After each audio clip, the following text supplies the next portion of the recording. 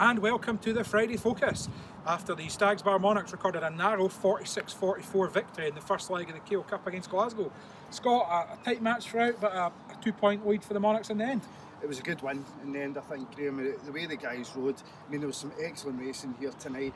I think probably the way it was, I think they deserved a fractionally bigger lead, the way things kind of worked out, but I think we deserved the win in the end. Yeah, I mean, both teams all look to points, maybe not drop, but races where they thought they would have done better. You can look through the scorecard and see races where you think, right, he should be beating him, but that's the nature of a cup tie and a derby. And, at one point Glasgow were 6 up, at one point I think we got to 6 up, so a nip and tuck match, 2-point lead, and Richie Worrell showed that class in the big heats at the end. I think Richie, especially we've seen it in the Scottish Open as well, Richie's fantastic now in this track. It really does suit him. He's one that we should have him here. He would be a phenomenal rider. He's I shoulda, coulda, woulda at some point, Richie.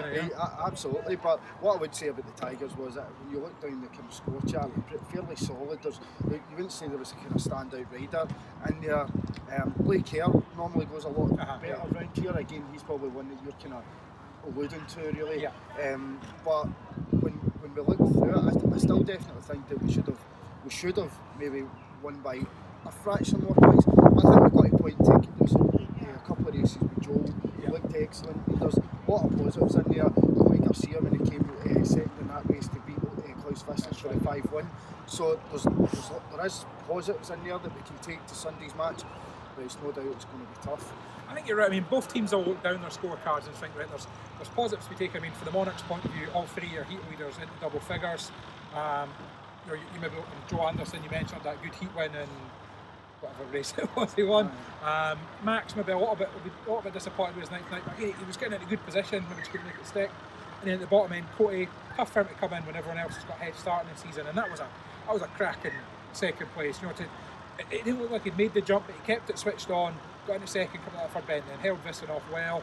Josh, you mentioned Joel there. I mean, his heat win did come against Louis Kerr again. Like I said, mean, that's right. He's an expert round here. I said in there about heats where teams will look and be disappointed.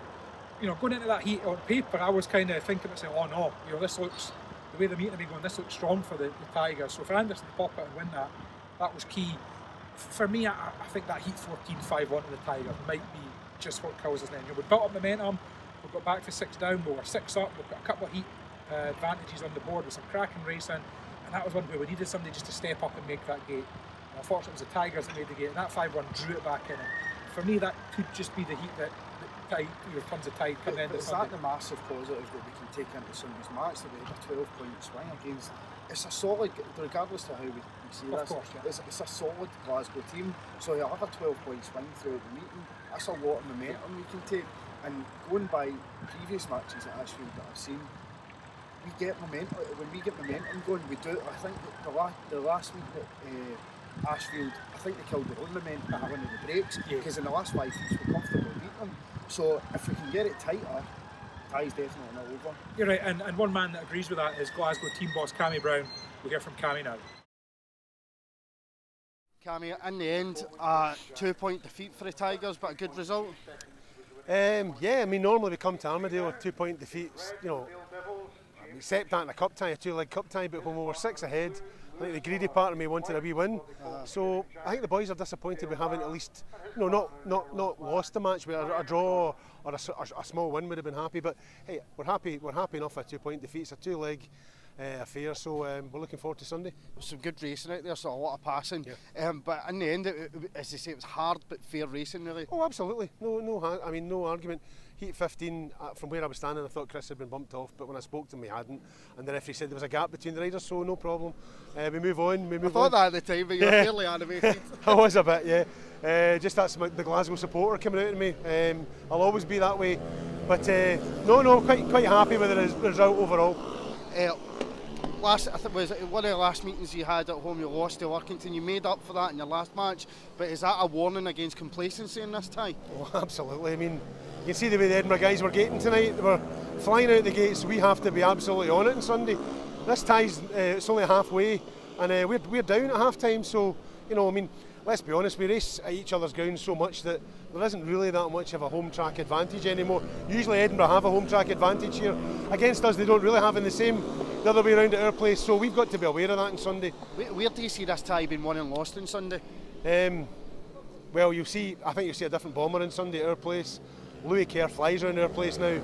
And Jack Thomas is very, very good at our place. So I can see 3 of our riders scoring heavier. Klaus also rides at Ashfield completely differently than he did tonight. So there's 4 guys that can improve. Richie was superb tonight, kept us in it almost single-handedly. But all the boys chipped in and tried hard.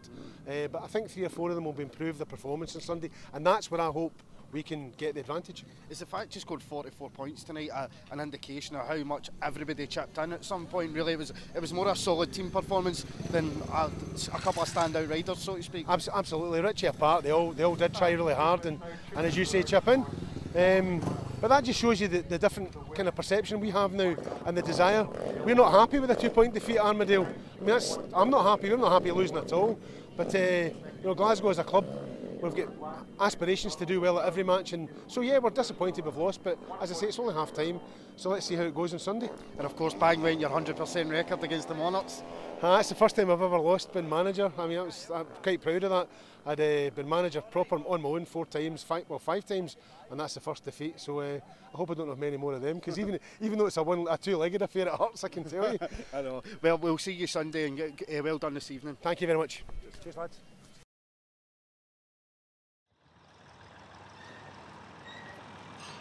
So Scott, CAMI there, his first defeat to the Monarchs as a team manager. We'll remind him of that. Hopefully a second one to come on Sunday. Exactly. But CAMI was quite magnanimous here. He admitted, it was a tough match.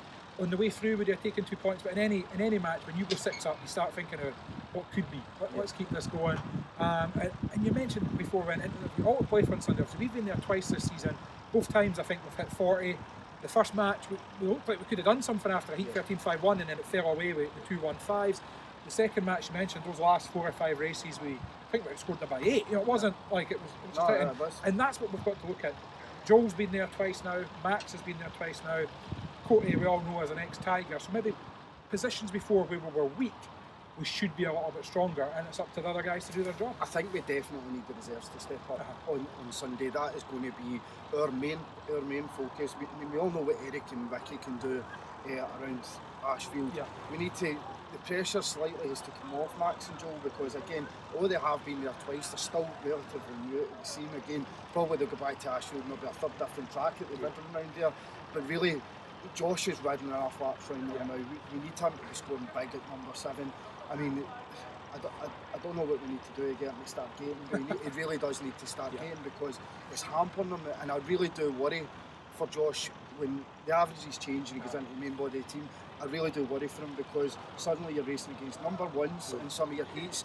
You can't afford to miss gates, because what I don't want to happen to Josh, and I'm saying this constructively, hopefully, and hopefully that's the way it's taken, that if he started making gates, his scoring would go through the roof, and he's already scoring big. So, right. but it's all right scoring big at number 7.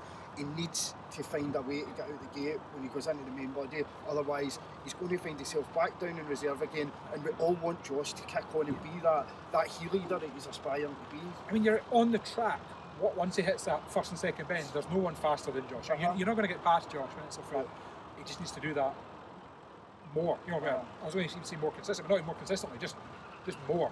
And when it comes, for me, when and if that comes, there's a 7-point rider or an 8-point rider in there. The thing is, entertainment-wise, it's excellent to watch. I mean, he's got a track craft to go inside and go most notably outside. But if we're looking at purely scoring point of views, as I say, there's nothing I'll be scoring at the minute. Nothing at all. I'm not criticising whatsoever. But my point is simply, I worry for when he gets into the main body of the team. And I hope we can just get something figured out where he can get out the gate. But again, like tonight, it hampered him in races. If he gets it's okay coming for the back, but when you get caught up in traffic with a couple of races, especially against a solid team like Glasgow, whereby you're every one of their top 5. James Sargent's a top reserve. Exactly. James Sargent's top reserve, and then you're going to need to go something past a Louis Kerr, a Klaus Nissen, a Paul Stark. Yeah. That Glasgow team 1 to 5 is solid from start to finish, and you give those guys a 4 or 5 bike life start into the first bend, and you're as good as beat. Aye, absolutely. But I mean, I suppose you look elsewhere and you think to yourself, we've still won tonight. Glasgow came here earlier on in the season and won. The main thing for me was winning tonight. It didn't matter the score. As long as we took a lead to Ashfield on Sunday, if we had came here tonight and lost 46-44, it would have been not a disaster, but it would have taken Newcastle from 2013. Really, for anybody that remembers that, everybody would have wrote us off and we turned that round. But really, we're talking about that Newcastle team and this Glasgow team are night and day. This is a solid Glasgow team. So to take a lead of sorts to defend was optimum. I think what's the main thing is to start the meeting a bang, because the last couple of times we went to Ashfield, we've actually gave ourselves a deficit to chase. 10 down after 4 or 5 days. Keep one, bang, Ricky wins it, even if it's a 3-3. Just make sure we're getting the threes on the board. The same in the reserve race. I mean, I think even potentially in the reserve race, it's one you're looking at and thinking we could get a advantage here. I mean, Coaty's really, we're pinning again hopes on Coaty at reserve. We're hoping that he steps up to the mark and again takes the pressure off Max and Joe in there, because they're still relatively novices in that speedway. And I suppose one thing we can take away from it, if we step away from the score for a second, it's just what an enjoyable night of racing. Absolutely. You know, and it was rode in the right spirit as well. I mean, the fans were amazing tonight when you see the big support through for Glasgow, and that's what we hope you're going to take to Glasgow on Sunday as well. Everything was done in the right spirit. The build-up was done in the right spirit. The match was rode in the right spirit. The spirit in the pitch was good. It was all hard racing, hard match, and a close result with some excellent racing in the middle. It was a perfect night of entertainment, really, and a perfect, as I say, the build-up as well. It all went well. So again, it was important to take that lead to Sunday, because if we had came here and won, then really going to Ashfield would have been very difficult on Sunday. It gives us something to defend. And just to show the calibre of the speedway after tonight, we'll now do our race the night feature. Tonight it was the Heat 12 featuring Mark Riss, Klaus Visser and Josh Pickering. Here's Heat 12 now. Heat 12, Mark Riss, James Sargent, Josh Pickering and Klaus Vissing.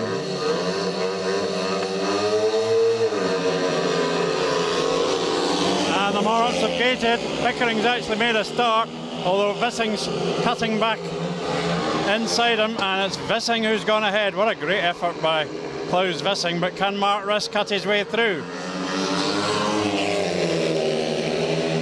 That was a superb effort by Vissing, but he's got both Morocks attacking him. Here's Mark on that inside line again, and he's almost through. Turning it hard. Vissing coming romping round the outside, but Mark Riss has taken the lead, I think. Vissing's gone to the outside. Fantastic riding by Mark Riss. Josh straining every muscle from third. The Monarchs putting on a great show here. A 4-2 again, they go 6 up, and what a super race that was between Mark Riss and Klaus Vissing. Such determined racing. Great start from the two homeboys, but what a pass from Klaus Vissing on that back. What a race that was, Scott. Fantastic. It looked like the Monarchs had made the jump. Mark maybe a wee bit naive, or should we actually give Klaus a little bit of credit for his first and second credit. Not enough people do. Let's give Klaus a bit of credit. But then Mark battled away well and got back in that win. And that was probably the race tonight, but that was the calibre of the racing that we've seen throughout tonight. I think another race with Eric and Chris Harris going wheel to wheel for 2 laps.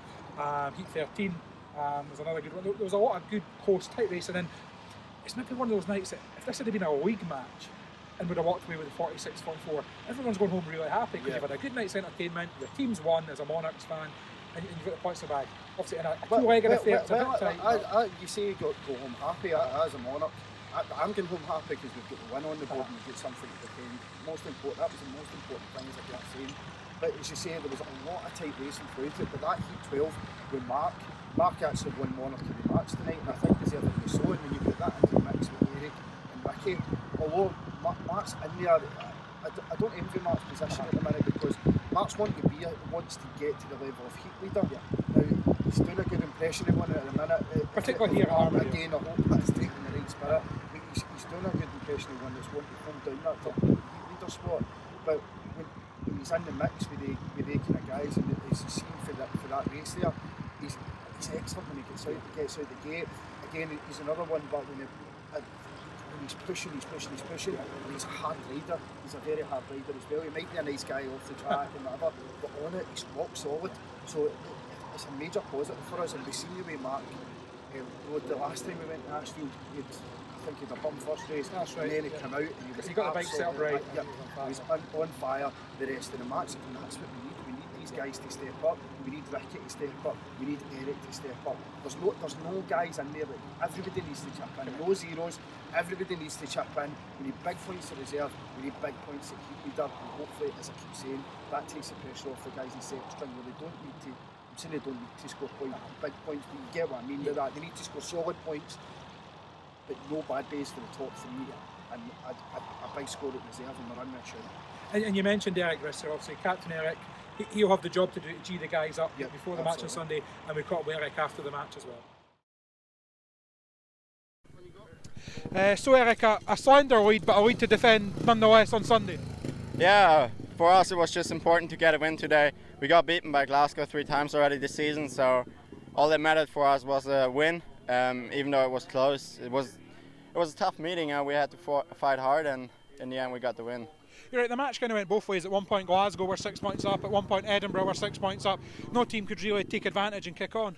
Yeah, the track was good today. It was really good actually. It was a racetrack and there was a lot of passings, I think, and it was even, you know, and it was also for the away team, they could ride the track well and they found a good setup, so that's why it was so close, I think. And yeah, first we were in the back, but then we pushed, and I'm lucky we kept the lead in the end.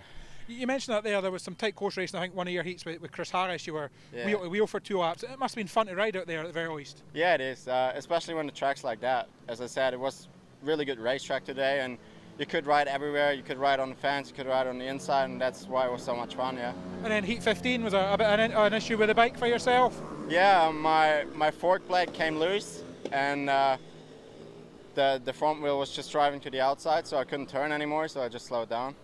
So it'll be tough going to Ashford on Sunday with a 2-point lead, but everyone's been there at least twice this season, so Joe, Max, they know what to expect. You know, as a captain, what will you be saying to the guys before the match on Sunday? Well, all I can say is, you know, we need to learn from the mistakes we did the last time. For the new boys in the team, they've been there now 2 times, which should be enough. They should get on and they should put some points on their scores from last time. And me, Mark, and Ricky, we were, you know, we should do what we expected anyway. And if the others can do that as well and could put some on, then I think we can make it close. You mentioned that obviously we've kept them, I think we've hit 40 both times we've been there, so all it needs is that little bit more, and this cup tie isn't over. Yeah, that's it. We weren't that far away, and as I said, yeah, me, Mark and Ricky, I think we're going to do what we expected, and if we can get the other boys to put a bit more on, then as I said, it's going to be close. Well done for tonight, and all the best for Sunday. We'll see how we go. Thank you. So Scott, we've had a good week of weather. There was a little bit of rain forecast today, and that's it starting to come now. So it's time for us to get the wet outside and maybe hit that bar and get a little bit wet inside.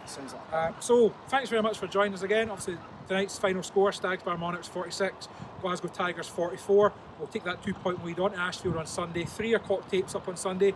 Hope to see as many as there on the 4th bench cheering the guys on. Come on, guys.